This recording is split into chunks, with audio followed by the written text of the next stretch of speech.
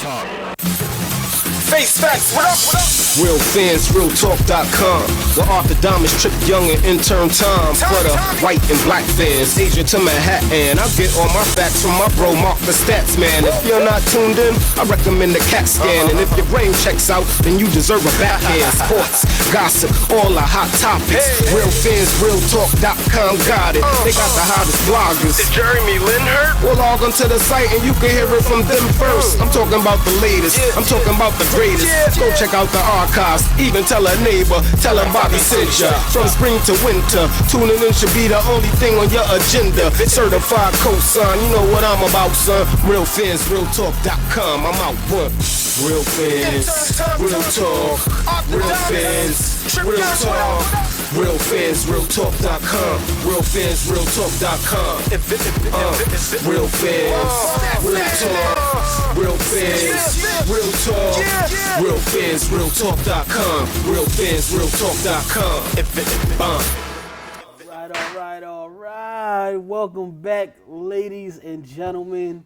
This is Real Fans, Real Talk, and I am Trip Young. We are the best TV series right here on BronxNet television. This is a big weekend. It's a Super Bowl weekend, guys. A whole lot has transpired in this past weekend with the Super Bowl. We have new Super Bowl champions.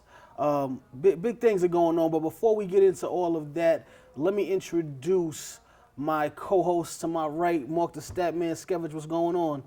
How's it going, everyone? Good to be back for another live episode of Real Fans, Real Talk.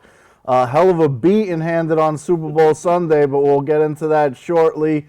Let me introduce our other co-host, the one and only Sean Fontaine. How's it going, Sean? Hello, gentlemen. Hello, everyone out there in TV land. I know myself personally, I didn't expect for that to happen. And I don't think anybody expected that to happen. I don't even think the Seahawks expected that to happen. And I think I went the other way with my pick, but when I saw Anthony downtown and I just saw how the city was, and it kind of made me want to change my mind, but you know how you had to kind of stick to your guns, but we'll get into that later on. Yeah, it was definitely a lot going on. We were downtown this entire week. Of course, as you guys know, Super Bowl Boulevard was right on Broadway, along Broadway, from about 34th Street on down to about 46th, 47th Street. So New York City was just on fire this entire week. Some great performances this week at the Boulevard. If you guys are wondering why I'm wearing the scarf inside the studio, it's because, this is the official Super Bowl 48 scarf. This is, the I Love New York on one side, Super Bowl 48 on the other. You see the hats. We got scarves everywhere. And then, I told you, just so you guys know, Real Fans, Real Talk, we are officially down with the with the Super Bowl and the Super Bowl Boulevard. You see the credentials here. I can't show y'all too close because federales and all that concerns and whatnot. But we definitely were in the building all week out there. It was a great experience, great for New York as a whole. The Super Bowl broke the record again as far as viewers go. 115 million viewers watched the Super Bowl this past Sunday. It was just a great experience. So we're gonna jump right into the Super Bowl. We're gonna start though with before we get into the game, my man Broadway Joe, who comes out with the mink coat on. Well, he definitely styled on him. But there was a little bit of controversy on that stat, man. You want to just talk about the controversy behind that? I mean, he goes out there and he thought he was on the playground, I guess, where it's a call in the air thing. He seemed a little too excited. Maybe he was a little liquored up again because, he had that issue with on an interview hitting on one of the reporters there and was a little bit tipsy. I mean, it's Super Bowl Sunday. I'm sure he had a celebration going on. Yeah. He's happy that, he's going to get to flip the coin for the first and probably only Super Bowl in New York. And he was feeling himself a little bit, got a little too carried away, couldn't wait to flip the coin. Ref made a nice catch, though, because if that would have landed, then there would have been an issue. But it's been only in New York. Back in his days, it used to be call it in the air, but in the NFL now, since like 1990, 91, something like that, you call it before the flip, Yeah. and you know, he thought it was still back in his old playing days, but that's definitely The not mink the coat case. was definitely hot. No matter how you look at it, he was doing his thing. He I was mean, I definitely don't know about swagged that. out. I mean, I mink like coat, I like the mink. He's from New York. You got to that's Broadway I Joe. think he expected it It's to in be a New little bit colder also, but I feel like Well, that was yeah. kind of the theme because I saw a lot of celebrities had on mink. I don't know if Yeah. Broadway Joe set the theme for that, but I mean, hey, he came out there Well, like Nicky Barnes. I was thinking about wearing Big my Money. mink too, but I didn't. You know, I went against the mink. You know, I didn't want to be like everybody else. So I said, no, I'm not gonna wear my mink coat or the chinchilla or anything like that this week. I'll save it, you know, for next week. You know, tonight it's supposed to snow again, so I might, you know, be involved in that. But that was the first experience, of course, and then from there we jump into the Super Bowl, which starts on one of the craziest 12 snaps seconds into the that game. I've ever seen in Super Bowl history, which led to the fastest scoring in Super Bowl history, a 2-point safety that the Seahawks were able to get. What the center was trying to do, he thought he was practicing for all the long snap he was gonna end up doing on all the punts that they would have to do. That's what it was. I mean, he was getting ready for the long snaps Yeah. and forgot that it was only a shotgun Yeah, formation. and that was you Manny can't Ramirez. really, you can't really. I'm not sure if it was the center or you know, Manny Ramirez or Peyton nervous. Manning's issue with the miscommunication, because a lot of times that's something that's on the center's ready, or you know, usually with punts it's on the center's ready. It depends on what he called it. He might have signaled beforehand and then ended up he turned away, and the next thing you know, the ball was snapped. I don't know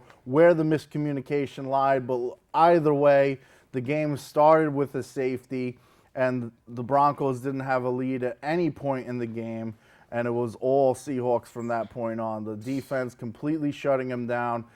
Peyton Manning, I can't think of a single time he threw the ball more than 20 yards, or if he did at all, because the secondary had everybody covered. He couldn't really, he definitely didn't complete any for more than 20 yards, that's for sure. And Listen, it was just... as my main man Elmer Fudd would say, it was duck season. It was not wabbit season. It was duck season out there. But you know what's and that's funny what about Peyton was that? throwing. You know what's funny about that? They did ask him prior to this game about some of his throws being ducks, and you know, and him being successful, it actually came back and backfired this time. He only really had some success with Thomas because he had a pretty decent game, but Because you're dealing with the number one defense, a defense that's full of not only hard hitters, but guys that are extremely fast and can get to those ducks before, you know, Peyton's receivers, who are all pro receivers, a great offense this year, you know, 5,000 plus yards, 55 touchdowns for Peyton. No Sean Moreno had a breakout year for those guys, but you're talking about the number one defense, and like I said, they are fast, they hit hard, they cover, they double team when it's time. And then you have that man, Richard Sherman, who has taken the title as the best cornerback in the league, who Peyton pretty much did not throw to. I don't even think he threw to him in the first half. I think it might have been the third quarter was the first time I saw him even throw anywhere remotely close to Richard Sherman's side, which in itself is a problem because you pretty much now, if you know he's not going to throw to that side, you lock over the other side of the field, which led to a 22-0 score at the half. But we did have faith in Peyton Manning at the half, you know. I mean, we had faith that he would end up doing something. And I don't think anybody, like I said, not even the Seahawks predicted a score of 43-8. Oh, yeah, You no, figure no, number not one at all. defense going up against number one offense. If they were to shut down Peyton Manning, it would be something like 14-10 or 10-7, because that Seahawks offense wasn't a killer offense, and they weren't even in the first half. It was really the Super Bowl MVP Smith who got a pick six, and you know, I don't know whether I agree with him being the Super Bowl MVP. There's a lot of other choices out. I mean, you can't really name the defense collectively, so I guess to represent the defense, you picked any defensive player, and since he had the pick six, I guess you go with him. But other than that, I mean, the Broncos were holding them down to field goals, so they were staying in the game. The pick six kind of threw them off. Percy Harvin on the first drive, what they called a reverse play, it wasn't really a reverse. He went in motion, and Russell Wilson handed it off to him. It just seemed like it was a reverse, and he was. What about Percy Harvin? The kick return for a touchdown. Let's just say he's back. Yeah, He barely He's played back. this season. Yeah. Well, he really didn't play this season. Yeah. He didn't. To be totally honest. So for him to have that He real comes in huge the game Super Bowl. Yeah. Didn't miss his last week because he had the concussion, so he had to take a week off. Yeah. And he comes in and he says, you know what, I might not get another opportunity to come back to one of these, so I'm going to take full advantage. And that's exactly what he did. He made them pay. He was all over the field. He said the kick return touchdown, the big run in the beginning of the game to set the tone. The Seahawks were just all over the Broncos from the jump. And if you actually look at the stats, it kind of seems like the numbers are kind of evenly matched. But when you have stuff like the special teams playing the defense, it kind of throws up, it sways the score of the game for the most part. So because it's like they have more first downs, the Broncos, and a lot of third down conversions and stuff like that. It kind of was evenly matched, but. The Broncos were seeming like they were going to stay in the game despite all the mistakes that they were making, and then it just really got away from them. And even in the third quarter, when they're down by 20 plus points, you say to yourself, I think it was 29 points. You know what? It's still Peyton Manning. He could still score several touchdowns in one quarter or a quarter and a half and still come out on top, but it just didn't happen. And even though technically he could. If he couldn't do it the first 3 quarters against that defense, he's not going to do it later on. That was just going to be rough to try to do that in the fourth quarter. But we was like we were trying to keep our faith in Peyton and say, well, it's Peyton. He could come back from 22-0. Maybe he could get it close if they score again, But it just did not happen. They got the 1 touchdown, and pretty much, Seattle's defense controlled that game. The special teams was amazing again, with Percy Harvin. And the offense wasn't too shabby. We didn't see beast mode out there, but he ran the ball well when he had to. Russell Wilson played a very good game, 206 yards, 2 touchdowns, which is huge in itself. He didn't have a crazy game as a quarterback, but he played very well. He did not turn over the ball, and he made key passes when he needed to move the change, which is great, which also now makes Russell Wilson only the second African-American quarterback to lead his team to a Super Bowl victory, which in itself is just a huge How does he rank on height, accomplishment. though? I got to look up that stat. He might be the shortest to win a quarterback Super Bowl in as well, so he might be the shortest. That's true, yeah. So it definitely was a great thing. The other quarterback, Doug Williams, we're going to talk about it a little later. Drew Brees. Drew Brees about 5'11". Yeah, he's about the same. Yeah. So they're in the same class of height. So we got to check the exact centimeters to see who was the shortest quarterback to win a Super Bowl. It might be Russell Wilson. It might be Drew Brees. But we'll find out the numbers on that. Well, he's the shortest black let you go. Okay, he's definitely the shortest black quarterback, hands down, to win the Super Bowl. But he did a great job. Again, like you said, as far as the MVP goes, we kind of figured it was going to be the defense because they pretty much controlled the game. Who you picked on defense, everybody just was amazing on defense. So I can't even say this guy over this guy. It is the most valuable player, and they're not going to change tradition of it being one person and start having MVPs. Like, I mean, that works for the Thanksgiving turkey leg. You could put the whole offensive line or the whole defense or something like that, but other than that, you don't. I'm not gonna be mad. They picked Malcolm Smith again. I'm not gonna be mad. He caught an interception and he ran it back for a touchdown, which he got some tackles along there as Exactly. well. And you know what? That was really the game changer that they never really recovered from, is that pick six. So. To put it that way, I guess you got to say that. I mean, it wasn't a difficult interception because Peyton Manning was being clocked as he threw the ball. So that was a duck. He could have got the MVP as well because he helped in his victory as well. Yeah.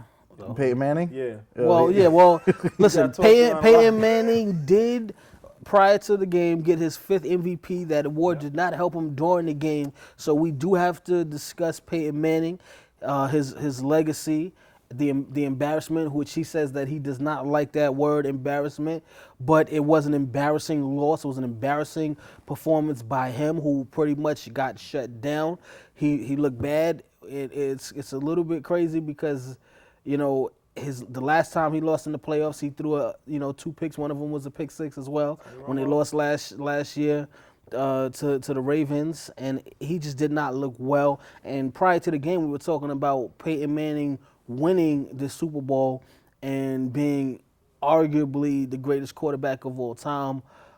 You know, right now, and now it's not even that they lost the game, but the way that they lost this game, they were just completely shut down. If they had got shut out, It almost happened. If they would have gotten shut out, then you would definitely make the case that Seattle's defense is, the greatest one-year defense of all time. Because if they could shut down the number one offense in the Super Bowl, completely shut them out with 0 points, that's something where, that's just they're crazy. already in the debate as far as best defenses all time. Now, it depends whether you're looking at a one-year defense or if you're looking at, a dynasty, which is over the course of several years. Then you look at the Ravens, you look at Tampa Bay in the early 2000s, you look at the Bears in the 80s, the Steelers in the 70s. So a lot that you could debate, but as far as a one-year defense, if they were able to do that, hands down, you got to pick them as the best. And they also said, I think they were one of the youngest teams to actually win the Super Bowl. Yes. I think the average age was around 26 years of age, so they're definitely somebody to be reckoned with in years to come. I'd be scared. Well, with years to come, here's the issue. A lot of the players on Seattle's defense, they got drafted low, and then they end up blossoming into really great players, and now, when the paydays start to come, there's probably not going to be enough cap room for them to keep everybody. Even with the Ravens last year, not only did Ray Lewis retire, you saw, a lot of people leaving because the Ravens just couldn't afford them. You haven't had a Super Bowl champion come back to the playoffs and win a game, not even one game in the playoffs, since the 2005 Patriots. Like in the past few years, you have the strength of schedule the following year. A lot of times the teams would miss the playoffs, as we saw with the Giants and several others since 2005. Then you have people wanting to get paid after that Super Bowl victory. You saw Joe Flacco wanting his paycheck last year, which had to, resulted in a lot of other players needing to go. So it'll be interesting to see in the offseason. I know a lot of people are actually, and it's tough it is for me to say. I think a lot of people are happy that he got hurt, because all the hoopla that was attached to the. Yeah, and you can't really. But that's definitely something you want to wish on players. But he went out there and he balled. Like I said, I don't believe Peyton threw his sides until the third quarter because he was just locking everything down on that side of the field. Every time Sherman went down, because I was watching it with Trip Young, oh, here we go. Now, here comes the comeback. But, Sherman went down, I think, 3 times during the game. The third time he was out with the ankle injury. Fortunately, it was in the fourth quarter already. Yeah. He was out for the rest of the game, and it was pretty much. He probably still could have came back if it reach. was needed, but at that point, you really didn't need to. So if this was video games, it would have been the dub rule would have been in effect. And if this was the internet, then somebody would have been yelling World Star. But the game is bad all the way around. If it was in a video game, then maybe the Broncos would have won. Well, they probably would have won in a video game. You'd have to get off the sticks and they wouldn't have punted in the third quarter. 22-zip. Actually, if it was a video game would have been over at the half. That's done at the half. But I have to give a lot of credit as well because we gave a lot of credit to the Broncos offensive line this season for all they did, but I have to give a lot of respect and a lot of credit to the Seahawks offensive line. What they did, was great. They played some great football. The offense, no turnovers with the offense as a whole. It wasn't just great offensive outbursts, but they did what they were supposed to do. The receivers caught the passes that they were supposed to catch. When it was time for Marshawn Lynch to run the ball, he ran the ball. Russell Wilson, again, he completed those key passes, got into the end zone twice. The offensive line did not allow the Broncos defense to get to Russell Wilson. They gave up no sacks, whereas on the other side of that football, we saw Peyton Manning frustrated. He had the Eli Manning deer in headlights look several times throughout that game. And, so I got to give a lot of credit to that Seahawks offensive line because they played a great game as well. The Broncos kept shooting themselves in the foot. It started with the botched snap, and then you had the interception, the pick six, and even when the defense was holding things together in the sense that the defense wasn't allowing points, you end up getting a pass interference call in the end zone, which led to Marshawn Lynch's 1-yard touchdown run, which was the offensive touchdown of the game for the Seahawks. And they just turnover on downs as well. They kind of put them in some good positions on the field. So, yeah. It was not a good look for the Seattle Seahawks. Excuse me, for the Denver Broncos. What about Wes Welker's comments as far as insisting that it's head coach Fox's fault in a sense? Well, I'm insisting that Wes Welker is a bad luck charm because this is now his third Super Bowl that his team has lost. So maybe it's him. Maybe the teams that feature Wes Welker, yes, maybe he's the jinx. And then he's throwing the blame onto the coach. Oh, we weren't prepared for the sound and this and that. Come on, man. Look, stop. You know who you're playing. Yeah, knock it off. You know what, Seattle? It's the Super Bowl. You've been there before. You know how loud the stadium is going to be. I don't want to hear that excuse.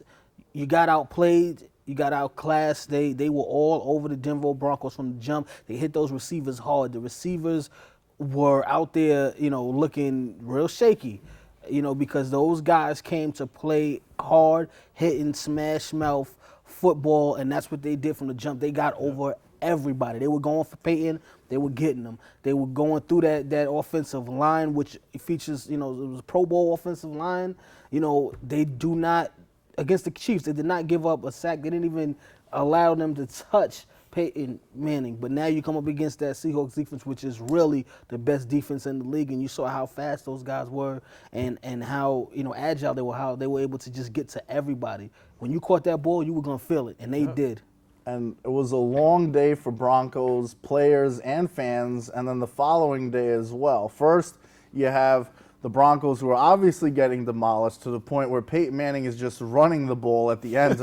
He's trying to drain clock. I'm surprised he didn't take a knee to try to help speed up the clock and have a kneel down session back and forth, because it was all over. And then after the fact, you have Broncos fans who came in from Denver and other parts of Colorado who can't go back to Denver the following day because of snow delays.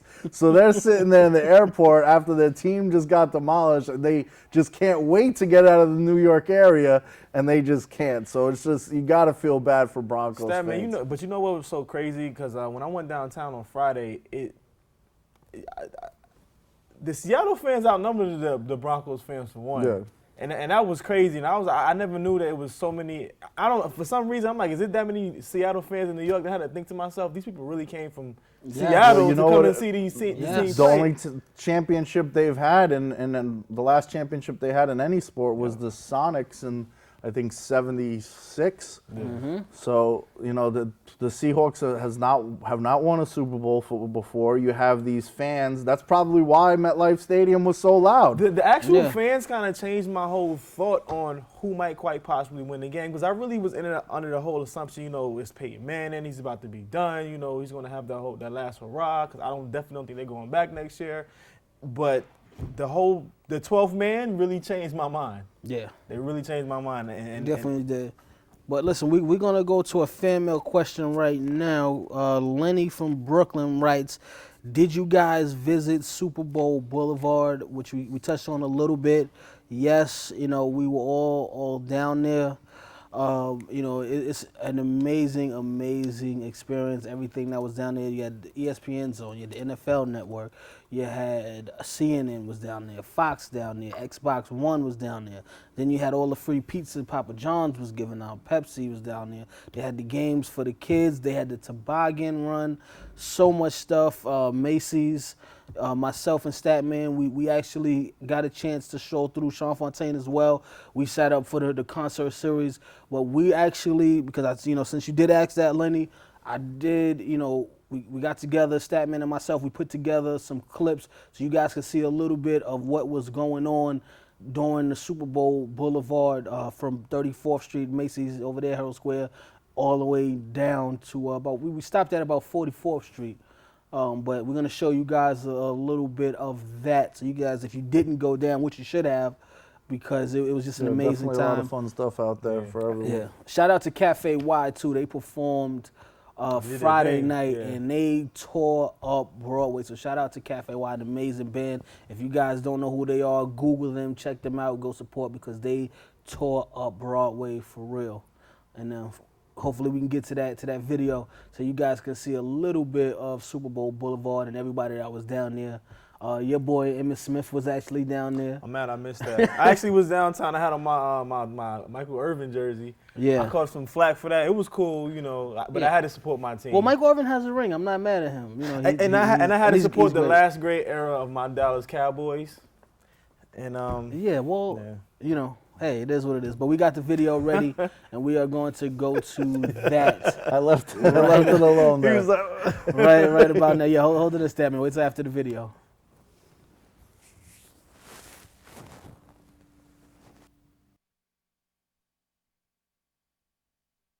Mark the Statman, Skevich from Real Fans Real Talk here live at Macy's Herald Square for Super Bowl festivities. A lot of interesting stuff out there. We're going to check it out right now.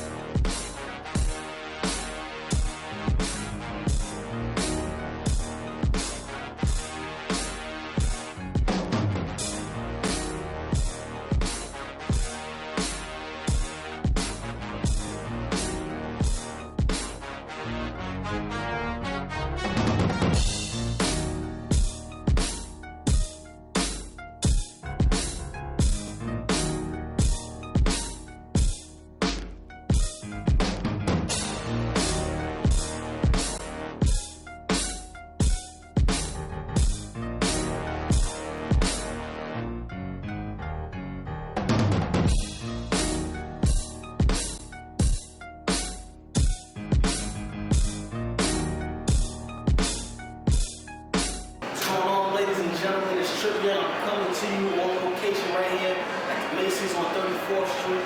We out here. It's the start of the Super Bowl fan week tour right here. Emmitt Smith is going to be in these parts in a couple of minutes. But we're going to take you on the tour, myself and the Statman, through the whole Super Bowl Boulevard from here on 34th all the way up to 47th Street. We're going to hit the Toboggan, the Xbox station, the ESPN zone. We're going to hit up all of that. Hit up Papa John's, get some free pizza. They're trying to get 2 million pizzas away. I'm going to try to get 1 million of the pizzas. You said I got my Super Bowl scarf on. You see my credentials. I can't show you too much of that right now, but that top secret, they got the federales, everybody's out there, so I can't see that right now. When we get on to the set, I'll let you see my credentials a little bit more. But right now, I'm out here with the Statman. We're going to do what we do. We're going to show the fans what it's all about. The Seahawks fans, it's Broncos fans, it's Giants fans, everybody's out here. We're all over the place. So let's go. Let's see what they got to offer.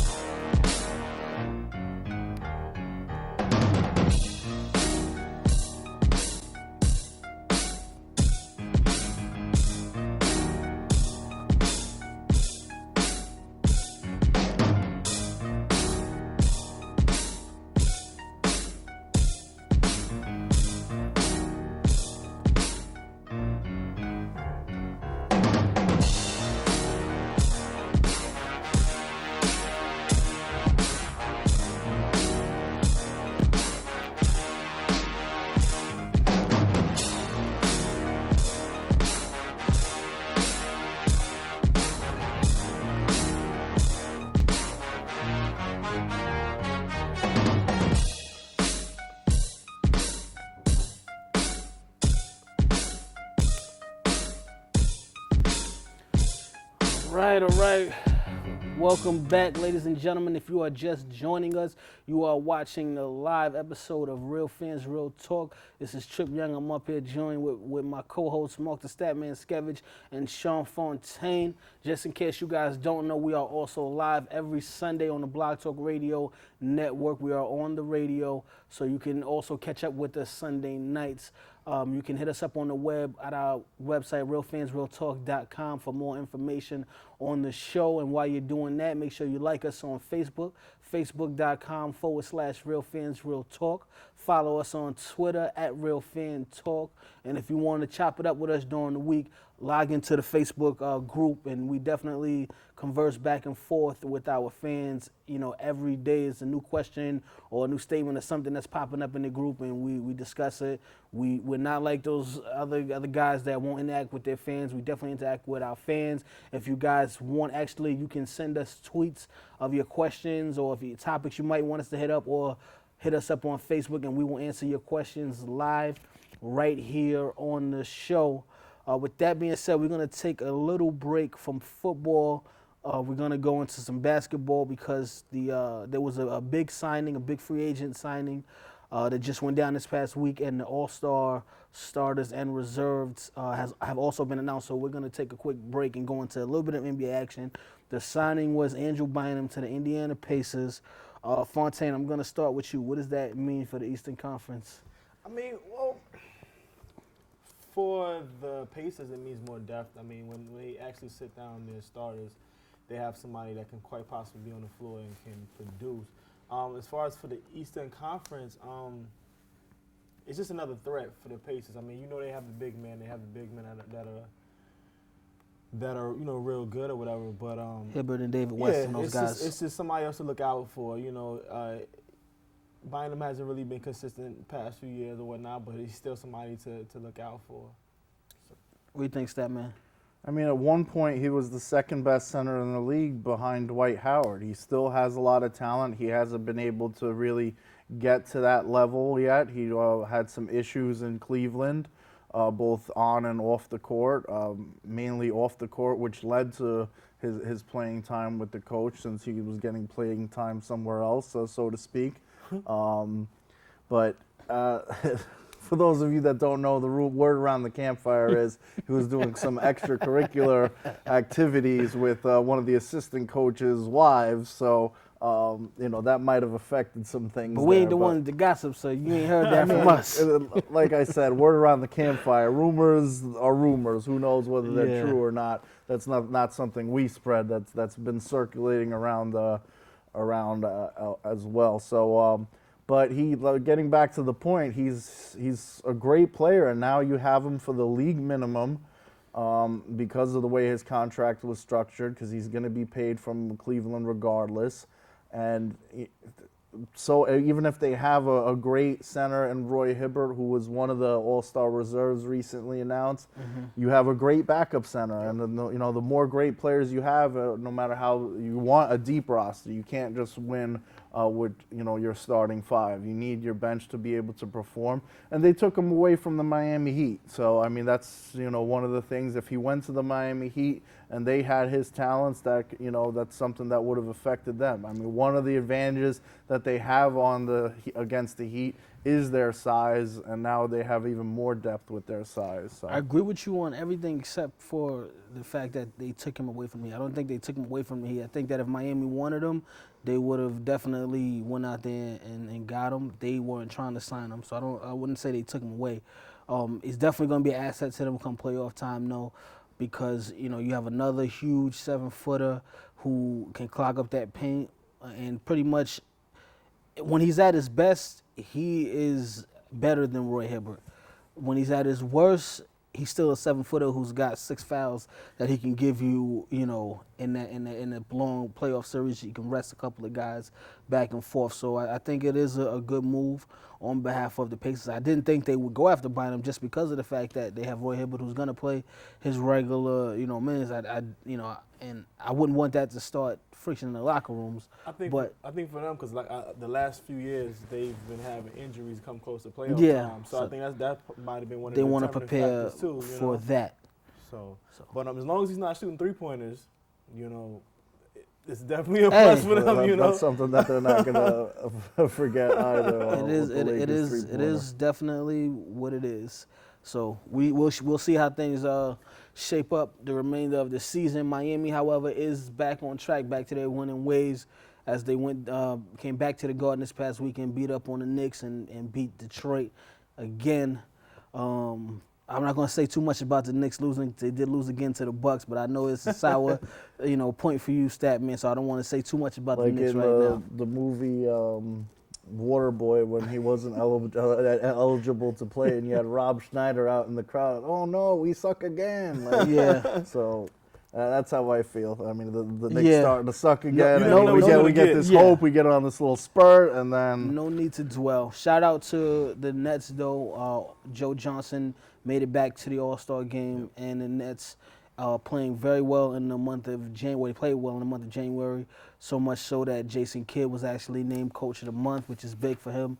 They're finally starting to turn things around in Brooklyn, which is also great. David Stern is actually done as his time is coming up. So it's gonna be a fun transition. Officially retired, and LeBron James and Dwayne Wade cried about it because David Stern has been helping them out the past couple of years, not letting CP3 come to the Lakers and doing everything that he can to make sure that Miami Heat is the best roster on paper possible. So, they're going to miss him. He did a lot for the Miami Heat organization. It definitely sounds good. Maybe the Knicks should have paid him as much money, and then they wouldn't be so much of a group of losers. But that's neither. They were going to pay him the same amount of money. What is that? Here nor there. They're losing right now. I don't know if they're going to make the playoffs. I don't know if they have it in them this season. They will. There's no question about that. Like the Lakers last year? I don't know. I'm just saying I don't know. It's possible, yes. Anything's possible. But I don't know. When you start dropping games to the Bucks like that, and you're already not in the 8th seed as of yet.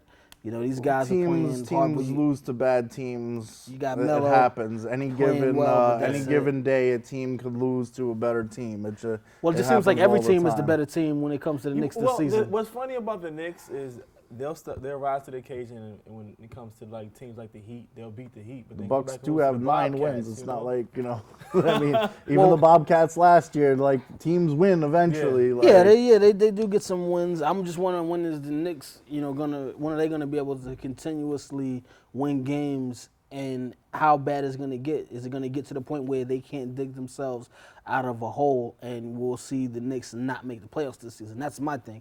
Can they do it? Yes, they definitely have the talent to do it. If Melo plays the way he's been playing, and at least one other guy steps up on a consistent basis. Still only 7 games from the division for that 4th seed minimum. So, I mean, it's still half a season to go. Yeah. So it's definitely a lot of time. Like I said, it's possible. I just don't know if it's going to be done. I wouldn't put my money. I wouldn't put the house up on that. I wouldn't put a Mayweather $10.4 million bet up and then say I didn't bet $10.4 million. Because Mayweather only posts his receipts on social media after he wins. He holds on to he rips up those losing tickets and doesn't let them know. I mean, you're not winning all the time. I'm sorry. I don't care what gambler you are. You're not winning all the time. So go out there and post all that stuff after the fact. I mean, what was he standing there in front of stacks of money that very well could have been $10.4 million? And where's that? Too, okay. Where's that? Where's that number $10.4 million come from? Somebody? I don't know. I thought it was crazy to bet in the first place, but what we are going to do. That's not even one fight for him. So that's Pacquiao's cut. Yeah, that was what Pacquiao would have gotten the fight. But with that being said, we are going to jump into this week's edition of Shot for Shot. When we previously left off, I was at a 3-peat, bringing in the new year on a good note. But I'm actually gonna take a step back and let my co-host battle it out for the chance to come and see me and try to take my crown. So I'm gonna judge this week, and Sean Fontaine, you and Mark the Statman Skevich will battle it out for the first Shot for Shot post Super Bowl 48. Are you guys ready for that challenge? Ready. All right, so I have my ref. I don't want to cover up my Super Bowl scarf, so I'm just gonna hold the ref jersey over my shoulder like it's the championship belt or something like that. And do we have a Broadway Joe coin to flip to see who's gonna go first in this one? I might have a coin or something here, right in my pocket. So I'm gonna let Statman call it in the air. Tails. It's heads. I guess fell off of the arm. No, what are we doing here? It was a It joke. was tails on the arm, and then it fell down. It was a Broadway Joe moment. I'm sorry. I got my mink coat on today. Sipping before you got here too? Hey, listen. Now we can't say that. We got children that watch the show, guys. I'm sorry. Maybe me and Serena. Is it because I'm the only one without an NFL scarf that you can play me today? But we're gonna jump into question number 1. Who was the biggest snub from this year's All-Star game?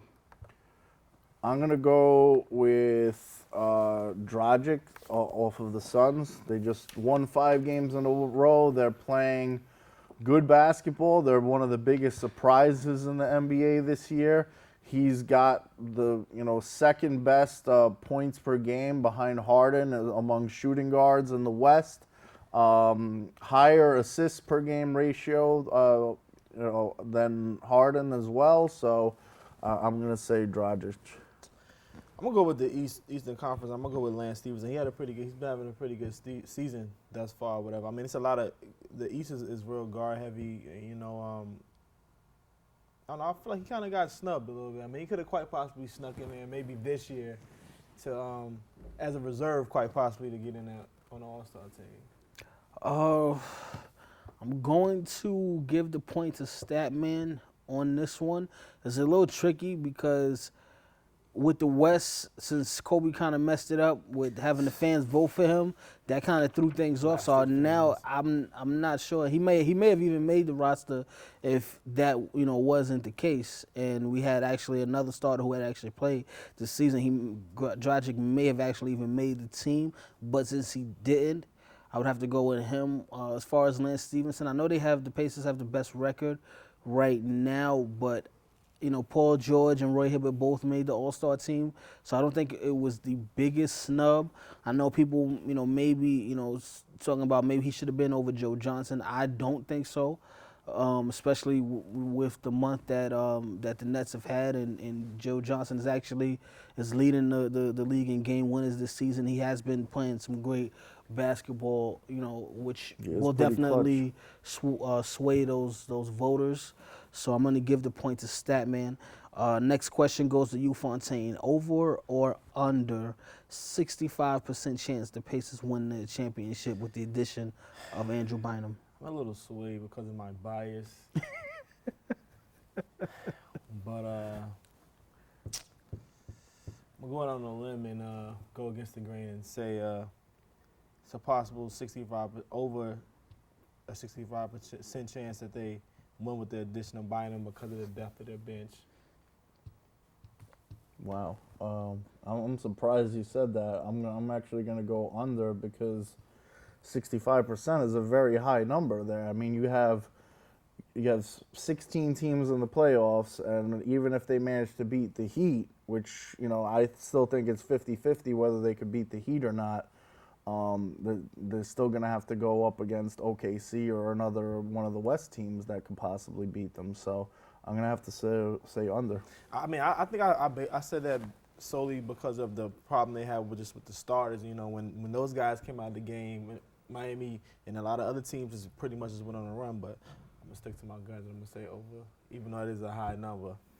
It is a high number, 65%. I was probably thinking more like around 60% chance it goes up to, so I'm going to give the point to Statman on this one. That 65 is a little bit high, because now you be talking about 66%. So I'm going to give the point to Statman. So we got Statman up 2-0 right now, and this question goes to you. Which guard should replace Kobe in the starting lineup? Well, considering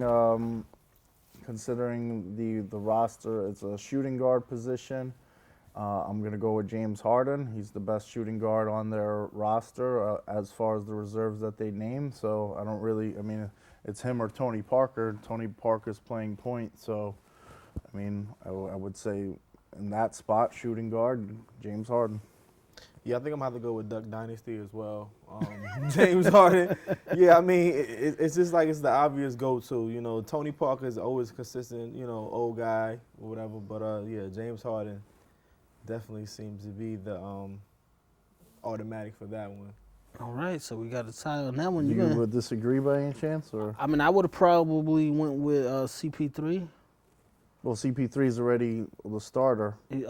Stephen Curry is the one starter. They haven't picked a replacement yet for Kobe to start. So I would have probably went with Chris Paul to start. And I was thinking, yeah. But I mean, you guys agreed, so it doesn't matter what I felt in that situation. So Fontaine, you need these last two questions to remain relevant. To not pull a Peyton Manning in the Super Bowl. You need to get at least one of these to not pull a Peyton Manning. Sheesh. But you need two to tie it up and make it a game. So, did this loss knock Peyton Manning out of the top 5 QB of all time conversation? All time? Yes, of all time.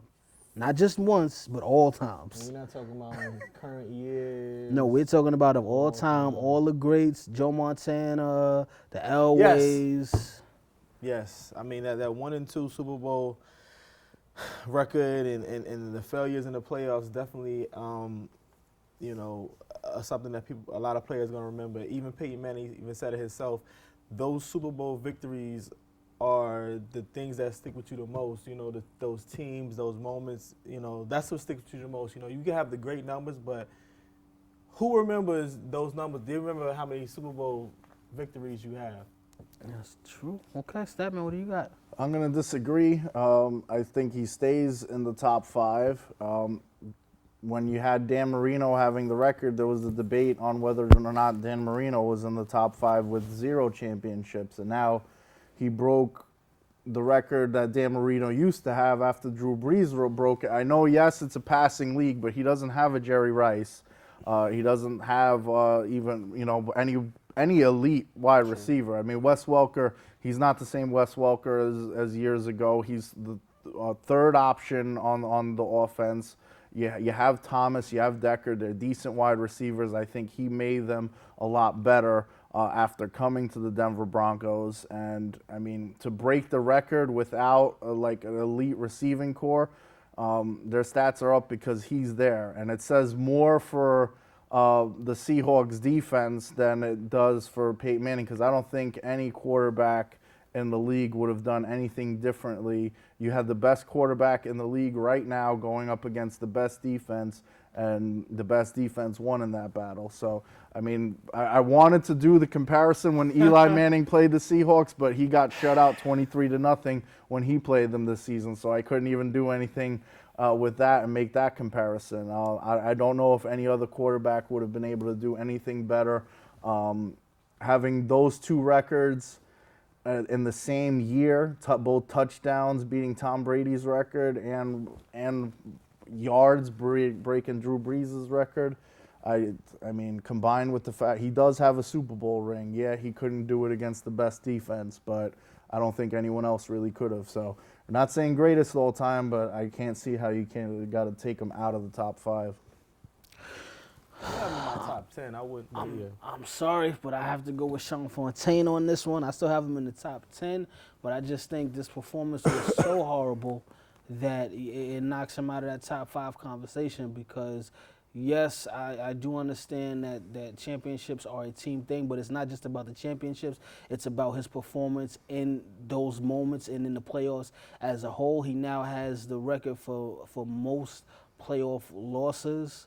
You know, and again, the last 2 times that he's lost in the playoffs, he threw 2 interceptions. One of them was ran back for a touchdown. You know, if they had just lost the game and he played okay, I would probably say, okay, I could see him still being in the top 5, but he lost the game badly, you know, and I have to say I don't think he's in the top 5 argument anymore. Top 10, yes, definitely. I think he's done enough to still be in the top 10, but top 5, I can't. Can you name 5 quarterbacks that are better than him? Joe Montana, John Elway, Tom Brady, couple of guys. I got to go through the archives, but I definitely I think that he's out because I have to go through the list of all the quarterbacks. But that's 3 right there, off the top of my head. I mean, he is and I don't great, even think he's the 55 best. and 10. I don't He's the best agree with quarterback Brady in the league right now. I could debate with Elway too, but I don't agree with Brady. That's debatable. But since I'm the judge, jury, and executioner in this situation, the point goes to Fontaine. This last question is for you, Tom Brady Statman. fan, that's why. Was Malcolm Smith the right choice for Super Bowl MVP? Don't get yourself a flag on the play for coming at the judge. I would remind you that while I read this last question again for the fans at home. Was Malcolm Smith the right choice for Super Bowl MVP? Statman, it's on you. You like Joakim Noah right now. Well, considering you can't pick the whole defense, and myself and Sean were actually talking about, he asked me the question last week on the show before the Super Bowl, what does somebody have to do for it to not be a quarterback? Because most of the time the Super Bowl MVP is the quarterback. And I said, you either A, be a running back that's rushing for the majority of the touchdowns and 150 plus yards, or B, you're a defensive back that gets an interception and runs it back for a touchdown like your Dallas Cowgirls player did in the past. And that's exactly what he did. And, I mean, you can't pick the whole offense, so the game changer was the guy who ran it back for a pick 6, and pretty much the momentum continued from that point forward with the Seahawks. So, yeah, I'm going to agree with Statman on that one. You know, last 2 years it's crazy. The defense has been winning. You know, whoever's been the top ranked defense has been who's ever been winning these games. But of course, we know who won last year and who won this year. But with the 6 solos and 10 totals and that pick 6, you know, they started the whole momentum with the safety, you know, and yeah, I really don't know who else they could have quite possibly picked. I mean, a lot of people had they had some bright spots with the run back return, and you know, Russell, maybe Percy Harvin. Yeah, they had some good spots, but I think overall they made the right pick. I agree with you guys on that, which would make Statman the victor, and to the victor go the spoils. If you would have disagreed with me since I came at the ref before, would you have agreed with them to give them? No, I'm just joking. Or if he made a valid argument for Percy Harvin, he could have swayed me. But I was cool with them giving the MVP to Malcolm Smith. You know, pick 6, anytime you force a turnover and put 6 points on the board, that's definitely big time. You know, so I agree with both of you guys. But Statman, you are today's winner. With that being said, it is Black History Month, and you know when Black History Month comes around, we do spotlight certain players. And since Russell Westbrook became the second African American quarterback, Russell Wilson became the second African American quarterback to win a Super Bowl, we decided to highlight the first, and that was Doug Williams, and he won Super Bowl 22. He led the Washington Redskins over the Denver Broncos, led by John Elway, and which was also another blowout Super Bowl victory. But he definitely set a lot of records in that game, 340 yards, 4 touchdowns in a quarter. You know, so he definitely did his thing to win that, and he led the Washington Redskins to a Super Bowl championship, which was, I believe, the second during that era. We got a little clip of that in Doug Williams, and after we show the video, we're gonna come to you guys with a couple of stats, a couple of facts about Doug Williams, a couple of things that he accomplished over his NFL career. So.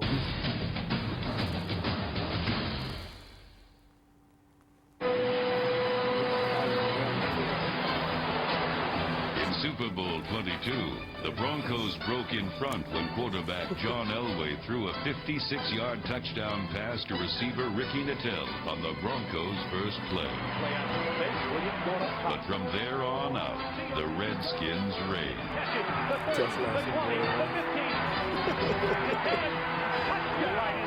Rookie running back Timmy Smith ran for 204 yards on 22 carries, including a 74-yard march to the end zone. Touchdown, Washington Redskins. Washington quarterback Doug Williams completed 18 of 29 passes for 340 yards and was chosen as the game's MVP as he led his Redskins to their second NFL title of the 1980s. That's right. Welcome back again. That was Doug Williams, the first African-American quarterback to lead his team to a Super Bowl victory. He also got the Super Bowl MVP, and they beat up on the Broncos as well. So definitely shout out to him. And I'm going to start this thing off. Obviously, I mentioned that he was the first African-American quarterback to win a Super Bowl, but he was also the first to get the Super Bowl MVP. So shout out to my man Doug Williams for that. He's still the only one since Russell Wilson didn't get the Super Bowl MVP. You want to take that? Also, a pass for a record 340 yards and 4 touchdowns in Super Bowl 22, 4 1/4. And he was he's inducted into the College Football Hall of Fame in 2001. That's right. So he did a lot of things throughout the course of his career, but one of them was breaking that barrier, and becoming the first African-American quarterback to win a Super Bowl, which is a position that a lot of times African-Americans aren't given, or especially at that time weren't given the chance to play. So for him to do that and knock down that barrier, that was great. And again, hats off to Russell Wilson, who did it this past Sunday, becoming the second one. He didn't get the MVP, but he led his team to that victory, and he played some really good football, to get it. No turnovers. He made the plays that counted, whether it's with his feet or with his arm. He definitely did his thing. So shout out to Russell Wilson and the rest of those Seattle Seahawks. You guys straight him got into the Hall. Which I thought, and I'm sure Statman felt, that he should have been a first ballot Hall of Famer. I mean, all-time sacks leader. You have the controversy that Brett Favre laid down for him in that last sack, but I mean, he was going to get the sack anyway. I mean, it's and what about all the other sacks all season? Like, it's not like it's not like he was given that record. Well, that's Warren Sapp's. That's his jealousy because he's broke and he just bet Rick Ross $100,000 on the Broncos winning the Super Bowl, so he'll be in further debt. And Michael Strahan is right now he's the winner. Yeah. He's on live. How do you get Regis's job? How's a football player get? And how do you hate on somebody that gets Regis's exactly. Not even just that. He's in a lot of places right now. Shout out to the charity before we go. This is the Bernard King autographed basketball that will be shipped to one of the people who donated to the charity, GDS.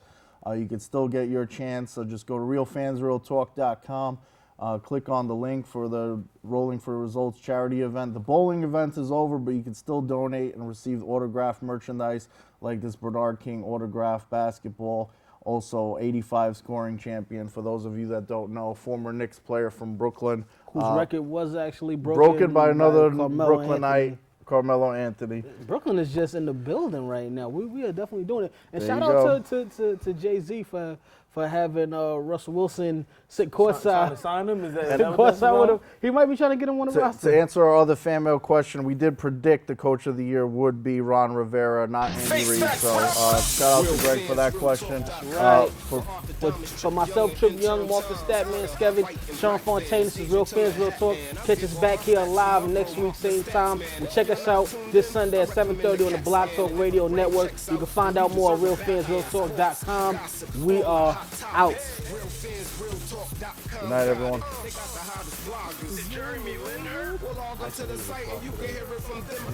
talking about the latest. I'm talking about the greatest.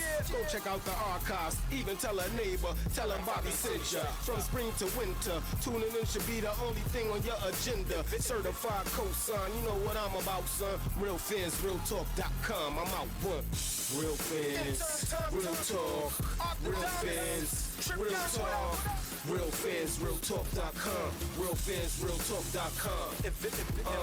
Real fans, real talk. Real fans, real talk. RealFansRealTalk.com. RealFansRealTalk.com.